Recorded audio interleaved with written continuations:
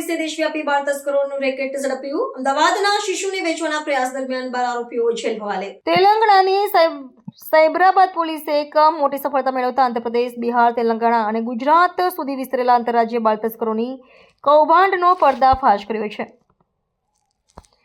આ રેકેટનો ઘટસ્ફોટ ત્યારે થયો જ્યારે તસ્કરી કરતી ટોળકી દ્વારા અમદાવાદના એક નવજાત શિશુને હૈદરાબાદમાં ગેરકાયદેસર રીતે વેચવાનો પ્રયાસ કરવામાં આવી રહ્યો હતો.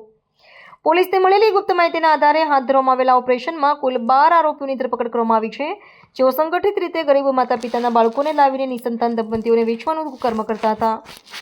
પોલીસની પ્રાથમિક તપાસમાં અત્યંત ચોંકાવનારી વિગતો સપાટી પર આવી છે, જેમાં પકડાયેલા એજન્ટો અને વચેટિયાઓના તાર શહેરની 8 જેટલી હોસ્પિટલો સાથે જોડાયેલા હોવાનું સામે આવ્યું છે. આ ટોળકી એક બાળકના સોદા પેટે ગ્રાહકો પાસેથી અંદાજે 15 લાખ રૂપિયા જેટલી માતબર રકમ વસૂલતી હતી.